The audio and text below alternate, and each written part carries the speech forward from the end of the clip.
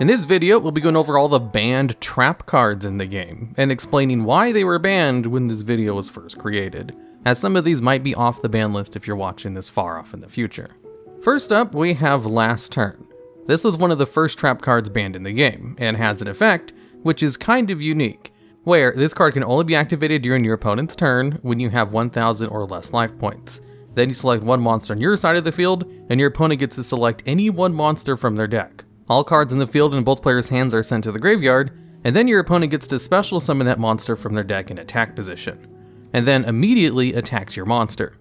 After this pseudo battle, there is no battle damage done to either player, and whoever has a monster remain on the field at the end of the turn wins the duel, with all other cases resulting in a draw. Now at first glance, this card seems somewhat balanced already. You have to pick one monster, but your opponent gets to pick any monster from their deck, and then they just do battle and whoever wins the duel. But you can only use this card when you're already super low on life points anyway. However, there is a way to cheat this card, and that's by simply having a card which prevents your opponent from special summoning a monster, like YuGiOh the Spiritualist, or the Last Warrior from Another Planet. And since the way this card removes cards from the field is by sending them and not destroying them, it bypasses all kinds of protections and immunities, so it's very hard to actually influence the outcome of that battle during the turn. And players found ways to kinda cheese their own life points by simply using Wall of Revealing Light to pay 7,000 life points, or using pre-errata inspection in order to just pay 500 life points 14 times during their opponent's standby phases, so that they were down below 1,000. And the strategy was consistent enough in the early days of the game, where they still had really good draw power in the form of not yet banned cards like Pot of Greed or Graceful Charity, that it was actually pretty consistent, and even won a world championship. Although, since the card wasn't really being played in its intended use, and ended up just being an easy way to get an automatic victory if you're able to bring out YuGiOh, the card was eventually just banned in 2006. So, can Last Turn be unbanned? Probably not. Ever since the banning of Last Turn, they released even more monsters that prevent your opponent from special summoning, and they've released even more support for normal trap cards, where searching out Last Turn would be a breeze. The hardest part of the combo would be get your life points below 1,000, but with decks like Magical Explosion FTK being able to consistently get their life points below 1,000 pretty easily, that wouldn't be too much of a concern either. Remember, when your whole win condition is just to activate and resolve one card, that means your entire deck can be played around just making sure that one card activates and goes off properly, which means you can just play a whole bunch of disruption and negates to make sure this one card goes off. How can Last Turn be fixed in order to be unbanned? Well, the simple answer seems like it would be to just make it so the card won't activate unless your opponent does summon a monster from the deck. That way you can't cheese the rulings with YuGiOh the Spiritualist. However, that's not quite the easy fix, because most main deck monsters that can special summon from the deck are not very strong. In the modern meta, most decks only play monsters as combo pieces to go into extra deck monsters, and there's lots of extra deck monsters that are pretty much unkillable by any main deck monster, like Raid Raptor Ultimate Falcon, or number S39 Utopia the Lightning, or just more usable gigantic beatsticks like Axis Code Talker. So, there would be ways to use this card anyway, even if you couldn't lock your opponent out of special summoning monsters. Plus, there's the whole factor that this card causes ties if a monster isn't destroyed. So you could just use this card like how Self-Destruct Button was used in order to just force ties, with using cards like Marshmallow, so your opponent couldn't destroy your monster by battle. The card just seems too tough to fix with an errata, because of the inherent strength of being able to instantly win as the main payoff of the card's effect. But even so, making it so your opponent at least got to special summon a monster from the deck, and changing it so that if you're not able to destroy your opponent's monster, then you lose the duel rather than causing a tie, those two changes might go a long way to fixing this card's inherent unfair advantage. Next up, we have Time Seal. This is another one of the first trap cards banned in the game, and was used in some of the very first non-beatdown strategies that won events. Now, what this card does is simply skip your opponent's next draw phase. And that's it. Essentially, it makes it so your opponent doesn't draw one card for their turn, which doesn't seem very strong. We already have two trap cards in the game which are not banned or limited in any way, and also don't see any kind of competitive play, called Drop Off and Drastic Drop Off. Both of these cards get rid of the card that your opponent draws for their draw phase. So, why are these two cards allowed in the game, whereas Time Sealed has been banned for over 15 years? Well, It's more of the game mechanics of skipping your opponent's draw phase. It creates a situation where if you're able to resolve Time Seal and get rid of your opponent's board and hand, or just lock them out with some kind of floodgate, your opponent doesn't get any new materials to try to change the game state. And if you're able to loop Time Seal to use its effect every turn, then your opponent just simply never has a chance to come back. Whereas with Drop Off and Drastic Drop Off, that card will at least go to the graveyard, which gives them a chance to come back if they have a good graveyard effect. And that's really the distinction here. Time Steal is a complete stop on any comeback ability, whereas the drop-off cards do not have a 100% stop, even if not every deck can actually come back with their graveyard effects. The fact that it is possible is what's the difference. Now, Time Steal itself isn't very good, and this kind of situation is kind of difficult to pull off, where even if you do pull it off, it's probably because you're already in a winning position anyway, and it doesn't really matter. So a single Time Seal in your deck isn't gonna really help you win the game, because its power level is kind of low for a banned card. Although just because a singular card isn't very powerful doesn't necessarily mean it won't be banned for some other reason. And the main reason with Time Seal is because it just creates an unfair game state where your opponent can't possibly come back if you're able to use it, which isn't really the case for any other floodgates in the game. Time Seal was banned in April 2006 alongside Last Turn. Can Time Seal be unbanned? This one's kind of a tricky question to answer. If they did unban Time Seal, it probably wouldn't see any play. The reason it's banned is more for the potential of the card to create an unfair game state, rather than the actual power of the card. So if they did unban it, then it wouldn't really break any meta, it would most likely just be forgotten about. So, it probably could be unbanned until there's a super new trap heavy support archetype that comes out which allows you to loop Time Seal super easily, in which case it would get banned again because of the unfair game state it can cause. How can Time Seal be fixed to be unbanned? If they gave it a once per duel on its effect, that would basically fix the problem. The main problem with this card is its potential to be used every turn with loops, so if you're only allowed to use it a single time per duel, then it wouldn't be a big deal. Although there isn't really a precedent set with once per duel effects on trap cards, so instead they could probably give it a 3 times per duel limit. Although we could just look for alternative ways to fix the card rather than creating a new precedent. They could also give an effect kind of like how they fixed Sinister Serpent, where once the card is used, it can't be used realistically again on the next turn, which would also kind of solve the problem of it being looped, but still allowed it to be used at least one time in its intended way. Or just make it work like Drastic Drop Off or Drop Off, where it sends the card to the graveyard instead of preventing the draw at all. Now let's go over Self-Destruct Button. This is a trap card which can only be activated when your life points are 7,000 lower than your opponent's, in which case both players' life points become 0. So basically this card causes a tie, and that's the only function of the card. And there are currently no cards in the game that exist which allow you to circumvent this tie, and turn it into a win for yourself. Although there are a couple of cards in the anime which do allow that to happen, but currently none of them exist in the actual card game. So why is a card that only causes ties banned? Well, because of ruling problems and promoting unsportsmanlike conduct. You see, with the rulings, if you go into overtime, whoever has won the most amount of games is declared a winner. And there's a whole bunch of other things to it, but basically, what you could do with Self-Destruct Button is just win game 1, and then just repeatedly cause ties until the game went into overtime. In which case you'd be declared the winner because you had one win over your opponent. And it's much easier to just cause ties forever until time runs out than it is to try to win a game 2, because of how the whole side decking mechanic works in competitive play. Generally, winning game 1 with an unconventional but consistent strategy is possible against a lot of meta decks. However, with proper side decking, they can pretty much counter whatever it is you're trying to do and then win the next 2 games pretty easily, especially if your entire strategy is fragile and can be stopped with a floodgate or 2, or a few choice negates here or there. But if you then side deck into a deck whose sole purpose is to try to cause ties as soon as possible, that's actually pretty easy to do and can be pulled off much more efficiently than a win condition, thanks to Self-Destruct Button. Now in competitive play, it is against the rules to slow play, so that you run out time through normal gameplay, but it's not against the rule to tie as many times as you want. It's generally considered a pretty scummy thing to do, so since some players were using Self-Destruct Button in order to cheese the time rules, Self-Destruct Button was banned in January of 2014. Can Self-Destruct Button be unbanned? The card is currently not banned in the OCG and doesn't really cause any problems. So the card could be unbanned, but not before they added a couple of rule changes to the game itself, in order to prevent the card being used in order to win by causing a whole bunch of ties and going into overtime. For some reason, they just don't do this in the OCG, apparently. Or maybe the rules for overtime just work differently over there. How could the card be changed to be unbanned? Well, if they just changed the rules on how overtime worked, they could probably unban this card without any changes to the card itself. However, it's much easier to just ban a card rather than change the rules of the game, which is why I think the card is still currently banned.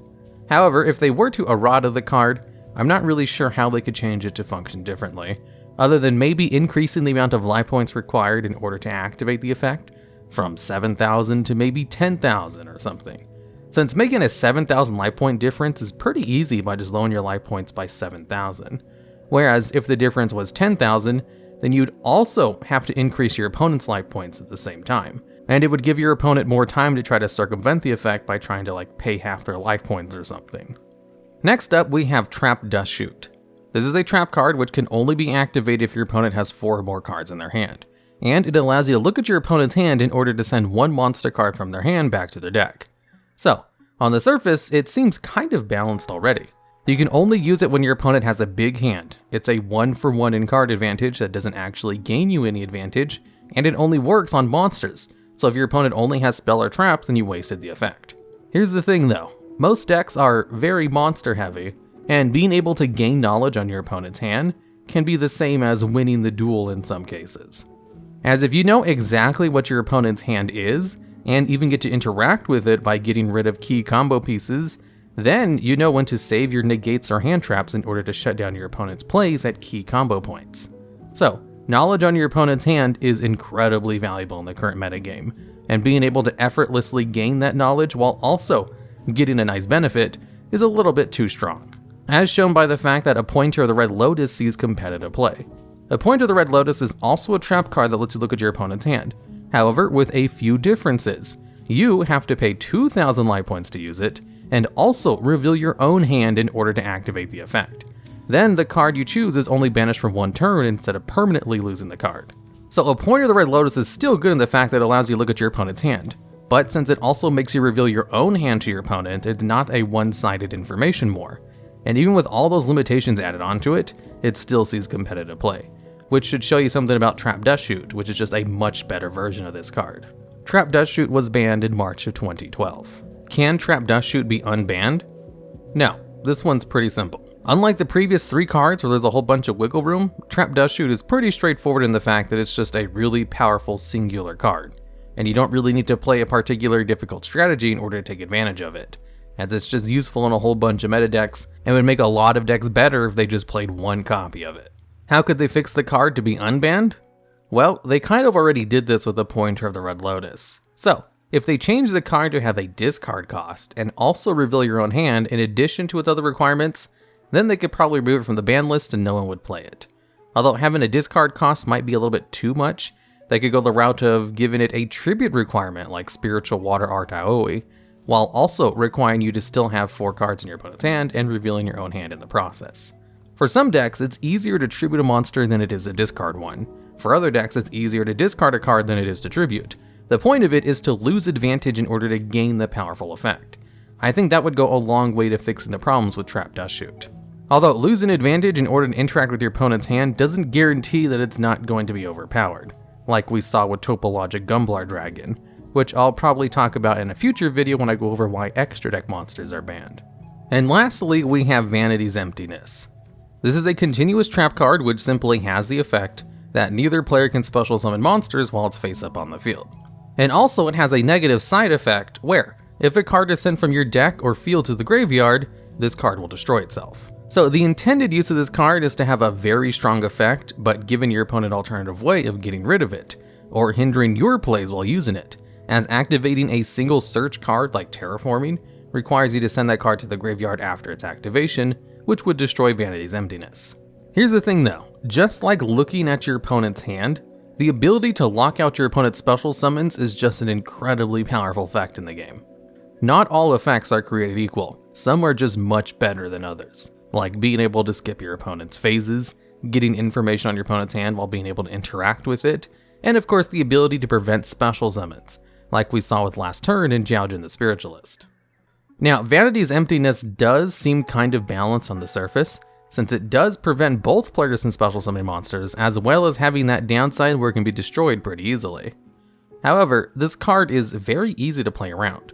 If you simply just activate this card during your opponent's turn, as soon as they start summoning monsters in order to lock them out of combos, there's not much they can do to the card during their turn, unless they have some kind of back row removal in their hand already, like a Twin Twister.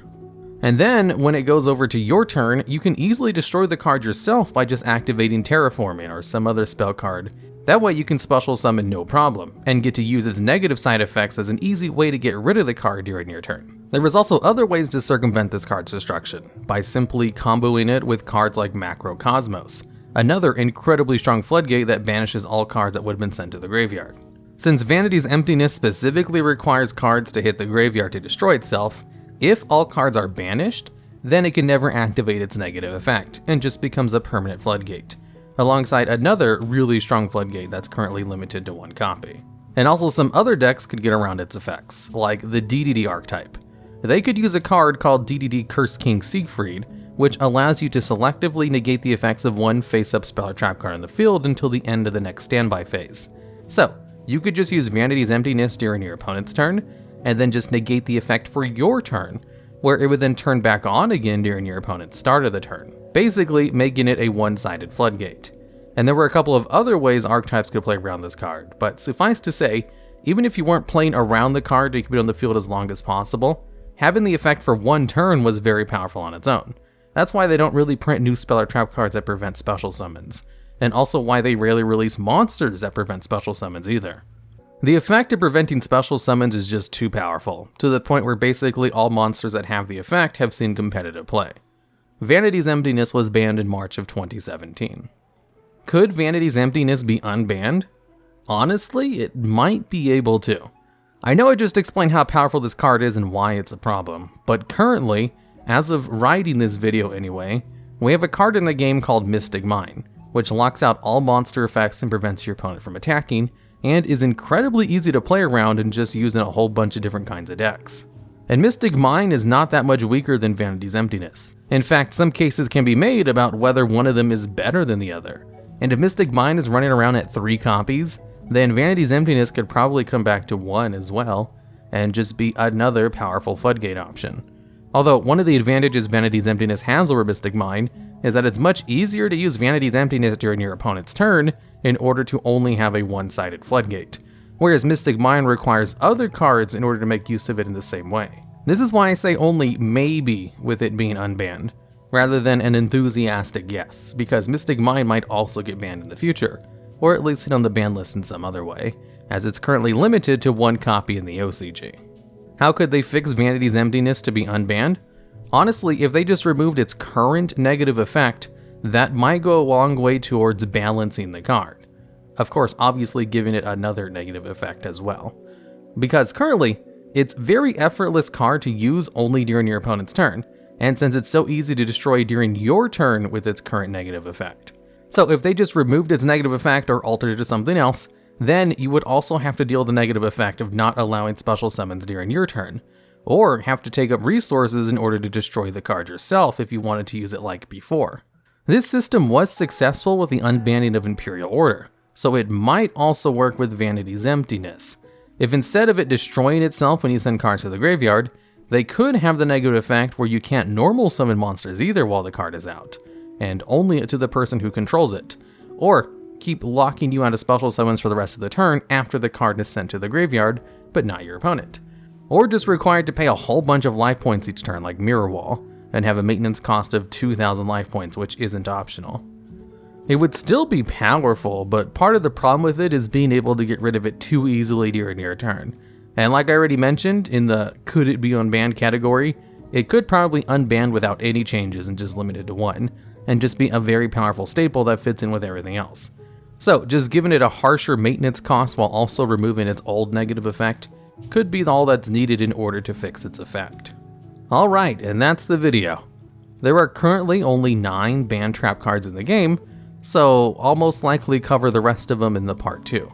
So, if you have any ideas for new series for this channel after I explain all of the banned cards, I'd love to hear about them down in the comments.